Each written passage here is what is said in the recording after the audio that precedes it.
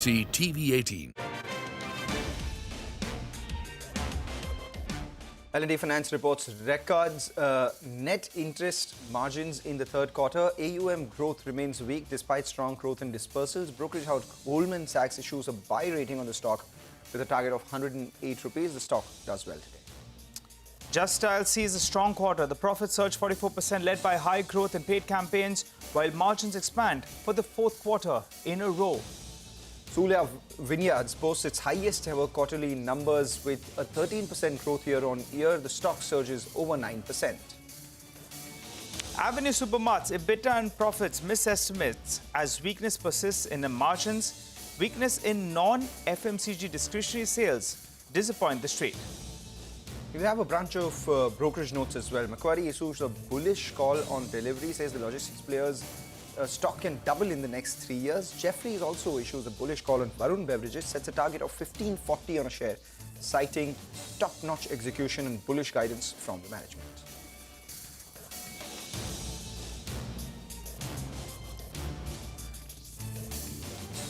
Hello and welcome to Chartbusters. This Monday morning, we opened up well in the green, but from the highs of the day, we have come off quite a bit. We're holding it around 17,970 odd. The good news, though, is that the Nifty bank, that's doing a relative outperformance, thanks to HDFC holding in the green. And you have the tech space. In fact, the Nifty IT index, well, that's doing very well, Mangalam. That's holding one end up. In fact, all the top gainers on the Nifty itself are IT companies. With the banks and the IT stocks doing well, let's hope that the Nifty goes back to the highs of the day and actually crosses that, because that's where the important resistance on the frontline index is. And were we to go ahead and cross that, then perhaps we could see some more case for short covering.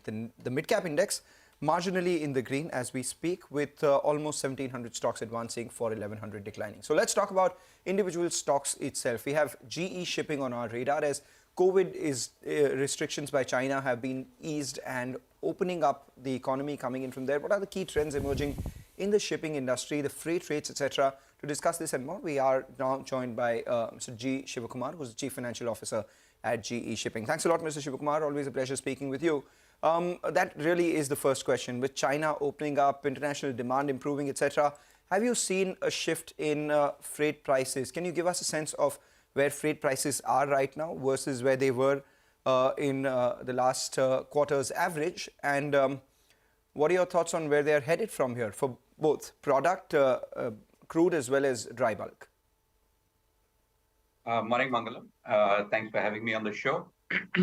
China, the China reopening play, it's a little early to tell, but there are a couple of data points here. Chinese oil import quotas, which is the crude oil import quotas, have come in about 20% higher than at the same time last year, which is about 20 million tons more of crude imports. Oil refined products export quotas have come in about 45% higher than the same time last year. So that's 13 million metric tons going to just shy of 19 million metric tons. So that's a little bit of positive. At least that trade should go up. In terms of rates, in dry bulk, we have seen a little bit of an increase in dry bulk commodity imports into China in November, December. Again, on a very low base of the previous year. End of 21 was very low. So that's been seen, but still early days for that. Okay, all right. Hi, Mr. Shivakumar. Sorry to interrupt you at that point. This is Nigel here. So could we get to the rates then? What is dry bulk at? And also if you could tell us the crude tanker, what is the average rates? Has there been some cooling off? Have they been increased a little bit? Go ahead, sir. Hi, Nigel. So the crude tanker rates have been have cooled off from very high levels, but still at very profitable numbers. So, for instance, Aframaxes were $75,000, $80,000 probably in December. They're probably down to the 40,000-ish number, somewhere in the 40s. Suezmaxes, again, were probably 65 to 70,000 in December. They've cooled off to about 40, but now probably touching $50,000 a day on average in the spot market. Again, product tankers have cooled off from very high levels, but still at very profitable levels. You probably have the MR tankers, which is our mainstay. probably somewhere in the $25,000 to $35,000 per day range in the spot market. Dry bulk are very poor. Again, we must remember that Q1 of the calendar year is traditionally a very weak period for dry bulk. So dry bulk carriers are all typically earning, on average, the kind of ships that we have are probably earning $10,000 per day or less, except for the capes, which are earning probably somewhere in the low teens. That's interesting. So dry bulk market still weak. That's interesting, Mr. Shivakumar, because dry bulk, your break-even out there is anywhere between 10 to 12. So if they're doing less than 10, then maybe you are losing some money on dry bulk. But that is being more than made up by the prices that you're seeing in crude as well as product tankers. Can you give us a sense of how this will reflect into your financials for the next quarter? I mean, the previous quarter has gone by. I presume that you would do extremely well out there because the rates sustained earlier as well, like you pointed out. So what is your sense of how this reflects into your financials? What kind of EBITDA per unit can you see? Yeah, so I'm not going to give specifically on the financials, but dry bulk, I just want to clarify, I'm talking about what the markets are doing. Okay. Our ships may be doing slightly better or worse because some of the ships we have on longer term contracts, and long term, when I talk of long term, these are typically 6 to 12 months. We don't go much beyond that. So it's not that our ships are earning 10,000 or lower. It is what the markets are doing. We have some ships which are earning less than 10, but that's not necessarily our average. Okay. So yes, tankers are much more than compensating for what's happening in dry bulk because tankers are the majority of our fleet and their numbers are so much higher than the losses that dry bulk might be facing or the lack of profitability that they're facing. Okay, all right. Mr. Shivkumar, now you've mentioned spot a couple of times. Could you tell us what's the split currently? You could assume that we are about 80% in the spot market. And you think that this ratio will continue, because if you get into a longer term... Yeah, plus or minus a bit, 10% here and there. Okay, so the ideal mix will stay in this vicinity of around 80-20 to 70-30. That's right, yeah, something like that. So But the story is really of the offshore market, which has been seen a spectacular recovery below the radar, flying below the radar, right, where rates have tripled in the last 3 years or so, right, the day rates. And just finally, before we let you go, just wanted to know on your fleet expansion. On the 10th of Jan, one of your subsidiaries actually signed a contract to buy a 2007-built 80-ton anchor handling tug. Just wanted to understand what use is this for? What's the amount you've paid for this, and what kind of revenue can it generate for you? Yeah, so we don't know the kind of revenue it can generate because these are all tender-related businesses. The fact is that these kind of vessels are earning a lot more than they were earning just about a year and a half ago. These rates have doubled within the last 18 months. As I was saying, for rigs, they have doubled again in the last 2 years. So there is a significant recovery happening in the international offshore oilfield services market. And that should drive a little bit of the profitability recovery as well. Again, these assets are typically on 3-year contracts. So it will take some time for it to feed through into the P&L. But we are seeing pricings. The last repricing we saw for a rig was at twice the rate the rig was earning in her contract, which is running now. And what's the kind of investment you made for this? We don't discuss the amount of investment. It's not a very large amount because it's based on the funds available with that company. They manage within their fund. Okay. But it's not a very large amount in the context of shipping. But we disclose all CapEx investments that we do. Okay, all right. Mr. Shivkumar, I understand that you are in that silent period, so we wouldn't want too many numbers. So post disclosure of your results, well, we could get a lot more numbers from you. Final question before we let you go. Asset prices, they moved up, and that's what boosted your NAV. Is there a risk to this global asset prices? There is a risk if the markets drop off because they've gone up so much in the last 1 year. If the markets drop off rapidly, yes, they could go down as well. Dry bulk have already gone down by 30 to 35% from the peak. But the thing with asset prices is that a lot of it translates into cash flow on a quarterly basis. So, you just had 40 to 50 rupees of cash flow based on previous quarter's results. You have an asset, so you have an NAV improvement by 110 rupees, but 50 rupees out of that is contributed just by sheer cash flow itself. And cash can't drop off in value. So to that extent, some of it is protected by the fact that you have converted some of that asset into cash just by virtue of the earnings. I'm not talking of selling them. I'm saying just by virtue of their earnings being so strong. All right, we take that point. Thanks a lot for joining in and giving us all those details. Ebbs and flows, just like the sea, it is a function of the shipping industry as well. And at lower levels, of course, these companies go ahead and buy ships at lower prices. So let's see whether these guys go ahead and do that or not. 2% higher on GE Shipping. They believe that the prospects with China opening look good for freight rates going forward. With that, take a short break. On the other side, we continue our conversation on market technicals. Shivangi Sarda will join in.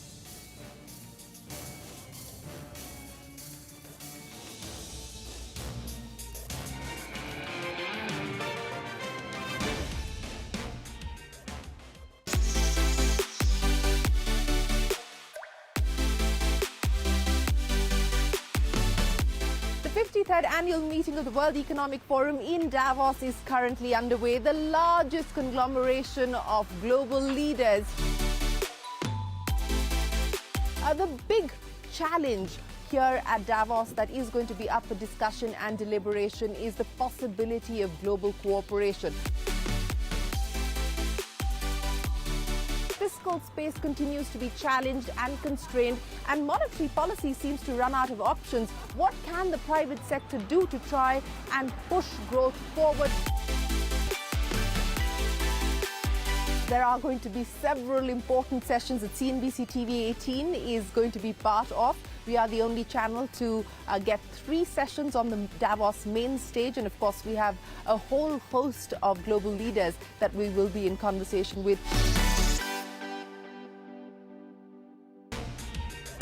Welcome back. You're tuned in to Chartbusters. You're on CNBC TV18. By the way, just to focus on one stock, SEPC, this is the erstwhile Shriram EPC. Well, there's a release that's come on the exchanges, and they've received the support of the lenders after implementation of the plan that was put forth. They are saying that after implementation of the resolution plan, the company has serviced all its lenders on time, and accordingly, there are no overdues of any of the lenders. So that's why we're seeing a bit of a spike on that. They just hit the exchanges, so just thought we'll alert our viewers on that. This is the erstwhile Shriram EPC. They've paid off, they've received the support of the lenders after the implementation of the plan. Well, let's get back to the markets then, and we have Shivangi Sarda who joins us. Hi Shivangi, good morning. Everyone thought we are bracing for a solid morning. We had a good start, but that got sold in too. Now at this juncture, how are you approaching the Nifty, and what are the levels you're looking at?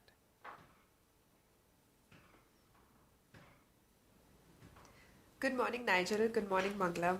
Thank you for having me on the show. So we've seen that even after a positive opening, Nifty could not sustain above 18,000 levels, and it has been witnessing some weakness. But again, the good part is that support-based buying can be seen. So at every levels, we are seeing that the buying interest is visible and intact. But again, upside, the follow-up is missing. And for that reason, the upside is capped. So as we move ahead, the range is going to be, quite a tight one. 17,950 on, would be a crucial level to watch out for. 17,777 to 18,181 would be the broader range for Nifty, and it is likely to, have swings in these levels. India VIX is quite high. The FII's long-short ratio is increasing, but again, absence of follow-up is making the index a little bit of capped. So, taking into consideration this range, we could play in the index. All right, and individual stocks, what do you have for us? Yes, so individual stocks, my first pick would be Federal Bank. So we've seen that, it was moving in a downtrend on daily frame, and it has negated now with good amount of buying interest can be seen over here.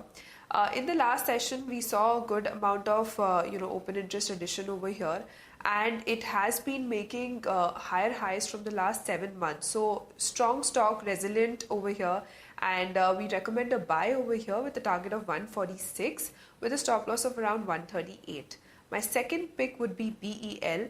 It has come out of its consolidation of the last 14 days with a good breakout and good amount of volumes over here. Short covering of the last few sessions can be seen, in this stock right now, and a positive divergence on the RSI. So recommending a buy over here with a target of around 107 with a stop of around 101. All right. Thanks a lot, Shivangi, for joining in and giving us your views on the index and individual stocks. Nigel, I was just looking at two stocks this morning, and this is for both the cocktail drinkers and the mocktail drinkers. We have Sula, which is up 10%, and we have Varun Beverages, which is up 6% as well. So, Varun Beverages because of me and Sula because of you. yes, totally. So, yeah, I mean, just don't mix the two, I guess. Wine with Pepsi may perhaps not taste as well. But those are just a couple of stocks that we were spotting this Monday morning for you. Let's shift focus to a special segment where we get you a few ideas for profit coming in from our colleagues at Money Control Pro. Nitin Sharma joins in with a stock. Cyan's third quarter results were above the street expectations, with revenue growing by 13.4% in the constant currency terms over 2Q23. Automotive, energy, mining and semiconductor verticals drove the services segment's sequential revenue growth to 11.9%. Design-led manufacturing segment reported a strong revenue growth of 25.7% over the previous quarter, ending its degrowth streak. EBIT margin improved by 99 basis points over the previous quarter. Acquisition alone added 15.6% to the total revenue. On the deal side, Cyient won 5 large deals in the services segment with a total contract potential of $59.2 million. Cyient's management maintained their guidance on the margin revenue growth for FY23. For FY24, $1 billion revenue run rate and EPS of at least ₹60 is also unchanged. Stock price has gained 13% in the last 3 months, outperforming the Nifty IT index by 9%. At the current market price, stock is trading at FY24 PE of 14.7 times, which is undemanding and at a discount to its peers. Fundamentally, the stock appears to have an upside from the current levels. Investors can buy the stock. Got it. Thanks, Nitin, for educating us on that particular company, Cyient. Well, we'll slip into a short break, but as we do that, here's an important information for all our viewers. Don't miss out on the 19 must-have stocks for 2023. Subscribe to Money Control Pro to get the full list.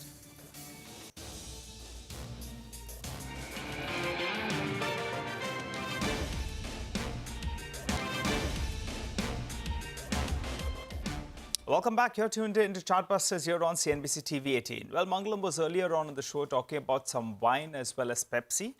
I'm presuming that he's had enough of wine over the weekend. So, Mangalam, tell us about Pepsi. That's Varun Beverages, the bottling company.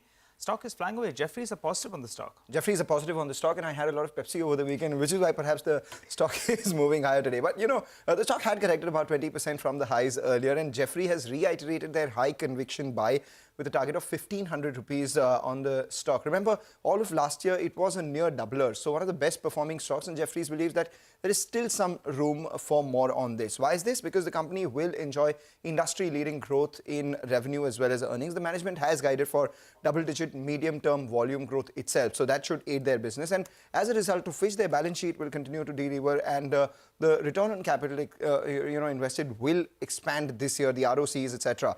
The execution, Jefferies believes, for them is top-notch with an attractive industry opportunity. We're talking about a higher penetration of carbonated soft drinks as well as other products that these guys are doing. They're also making snacks, etc. for Pepsi. And, the energy drink Sting also comes in from the stable of Varun, which currently is about 8% of their revenues. Higher share of revenue coming in from Sting could be one of the big drivers from them as well. The stock has corrected about 20% from the recent peak, and they believe that this is a good time to go ahead and buy. And more importantly, seasonality-wise as well, this could be a good time, primarily because Feb, March, you see, stocking for summers, etc. And the next couple of quarters for the company should be good. Okay, all right, Mangalam, thanks a lot for that. Well, on that note, though, we'll have to wrap up on this edition of Chartbusters, but you don't go anywhere. Trading Hour comes up next.